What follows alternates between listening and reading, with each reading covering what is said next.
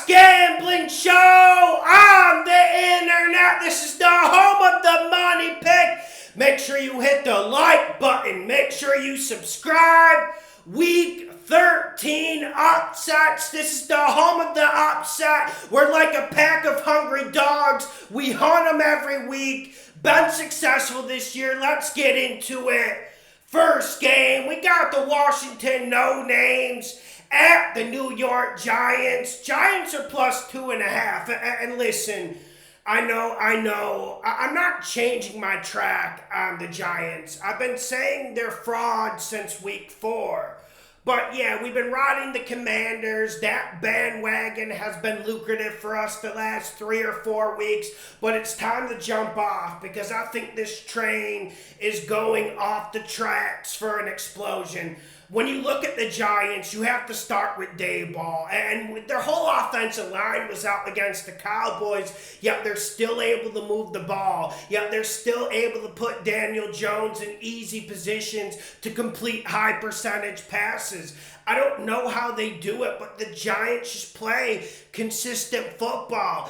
When you look at that Commanders game against the Falcons last week, listen, they deserved the cover, they deserved the win.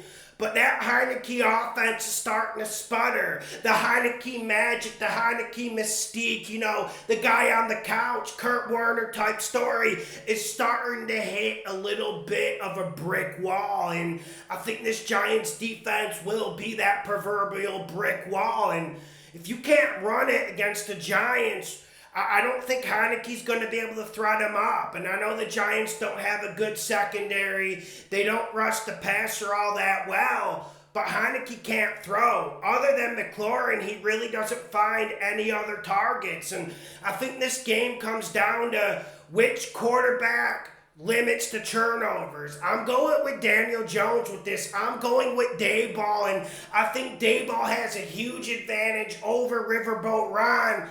That's the difference. Giants winning cover in the Meadowlands. First upset of the week. Next game, we got the Miami Dolphins at the San Francisco 49ers. Miami is plus 4. When I picked it yesterday, it was Miami plus 3.5. Now it's up to Miami plus 4. Miami will win this game. I do think it's a good spot to take Miami to cover, but I truly believe they will win this ball game. And when you look at Miami, everyone wants to just diminish everything Tua has done this year. This offense is the most explosive offense in this league. Tyreek Hill is the second best receiver in this league, and we haven't even seen the best out of Jalen Waddle. I just think the way to attack the San Fran defense is what the Chiefs did earlier in the year. Spread them out, throw it deep, throw it 35 to 40 times, and make that secondary who loves to sit back in zone cover. And I heard a lot of people earlier this year saying Dolphins can only play good against man coverage. If you play zone, you can stop them. I completely disagree. And you worry about Miami's offensive line against Bosa, against Armstead. But one thing Mike McDaniel does really well, he gets it out of the hands of Tua really quick, and they have a nice screen game, and they're going to get Tyreek the Thrill Hill 8 to 10 touches. And on the other side of the ball, you got Deebo Samuel. He will probably play, but we know he's not at 100%. And you got Jimmy G rearing his ugly head. And the 49ers, yes, we've been picking them, and they've been covering some games, but they leave teams in games. They play down the competition. And I think Jimmy G will be the difference here. I don't think he played well against the Saints. If you look at that defensive performance of the 49ers against the Saints, 49ers should have won that game by 30 or 40 points. I am not exaggerating, yet Jimmy G kept the Saints in that ball game. Miami has problems in run defense, but I think they load up. I think McDaniel knows Shanahan's scheme, and I'm curious to see if this Miami defense has a response. I believe they will. Miami wins and covers on the road against the 49ers. I'm not off the 49ers bandwagon, but we got to show respect to Miami. Miami. And secondly, in a year where we haven't gotten good quarterback play, we have to tip the fedora to Tua, and I think he gets it done here. I think he shocks the world in Cali. Make sure you hit the like button. Make sure you share the videos. The best gambling show on the internet. Lawson Bets NFL on Instagram. Let's get to the next game. Next game! We got the Los Angeles Chargers at the Oakland Raiders. Raiders are +2. Here we go again, my guys. Here we go again. We dug the trench last week when the Raiders were +4 at Seattle. I'm doing it again. Raiders at home. I'm just not bought into this Chargers team. And I'm not overreacting about Josh Jacobs' performance from last week. I know he was phenomenal. But this is a more holistic approach. You can pound that Chargers defense. Their front seven is like jelly. They're like butter. You hit it a few times, then it dissolves. It dissolves more and more as the game goes on. When James Conner and the Cardinals are controlling the ground against you, you know there's serious concerns. You know there's serious problems, and Josh Jacobs is rolling in here. Now, this Raiders defense is absolutely horrendous.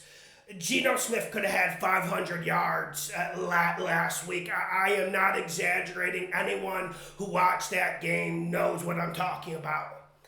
But the Chargers, they don't get the ball downfield. It's dink, it's dunk. Herbert has played great this year, but there's just too many checkdowns. There's not enough explosion. There's not enough over-the-top plays. And I think that plays into the Raiders' defense. I think the Raiders sit back in zone, tackle, maybe get a few good pass rushes with Crosby and Chandler Jones. And I think the Raiders get 3 or 4 stops in this game. And I think that's the difference. And I think the Raiders control the time of possession with Jacobs. And Devontae Adams, there hasn't been enough talk about him. There really hasn't. That man has been a one-man machine this year. I think he goes off this game. I think he's ready to show the world he still is elite. Give me the Raiders +2. Raiders, they run the ball better, and I think they can stop the Chargers' run. And I don't see the big plays coming from the Chargers. Next game, we got the Jacksonville Jags. Lawrence at the Detroit Lions. Lions are +1. Well, we saw this shift from yesterday. Lions were -1, now they're +1. +1.5 on some Bucs. And this is a tough game for us because we've been riding the Jags. We had them on Patreon to cover against the Ravens. And the Lions, they're in this list damn near every week, hitting upsets for us and covering spreads.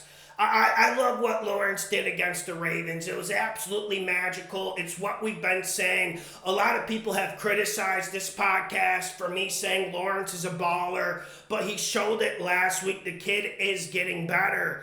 But for me, this game comes down to what we say in Brazil, rice and beans.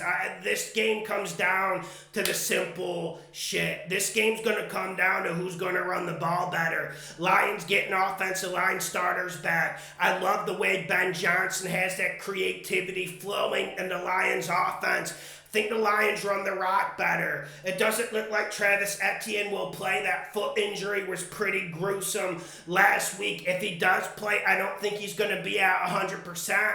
And I just think the Lions run this rock, use the play action, and I'm not seeing anyone on the Jags who can cover St. Brown. And I know this isn't NBA, and I know it's not one star who wins the game, but the analysis last week against the Bills was, dude, when you got St. Brown in that slot, you better have a really good nickel back or he's going to eat you for lunch. And I think he eats this Jags secondary for lunch. This Jags secondary is very, very, very vulnerable, especially in the second half of games. And I think Lawrence plays good this game. But we've been saying the last 3-4 weeks, this Lions defense is slowly getting better. They're slowly getting better in man coverage. Okuda should be back this week. No Jamison Williams for the Lions, but I think Lawrence has a good game, but I don't think he's able to take over the game like he did against the Ravens. Give me the Lions in the upset in the Motor City.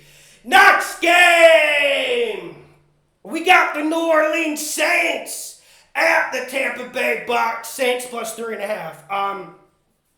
This isn't an upset pick. If famous Jameis Winston was playing, I think I would ride with the Saints, especially when we're talking about the spread. But I want to caution people. A lot of people I respect were on the Bucs minus 3.5 last week, and I had the Browns. I just want to caution you. I don't know if the Tampa Bay Bucs can win any game against any sort of opposition by more than 3 points. I know they beat Seattle by more than 3 points, but this Bucs team is an absolute mess. They're prodding. They're lacking symbiosis. There's no big plays. There's no Tom Brady to Mike Evans connection. They can't run the ball. So I just wanted to include this in the list. Please be very cautious about this. I know you want to roll the dice on Monday night. I know you want to come home from work and put some money on Brady. I get it. We're all humans. We all like a little bit of action in our lives.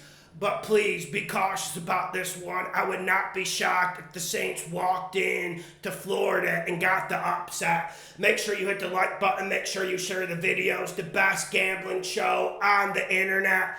Go to my Patreon, $5 a month. You'll see every bet I make. Link in the description. Lawson Bets NFL on Instagram. Holler at your guy.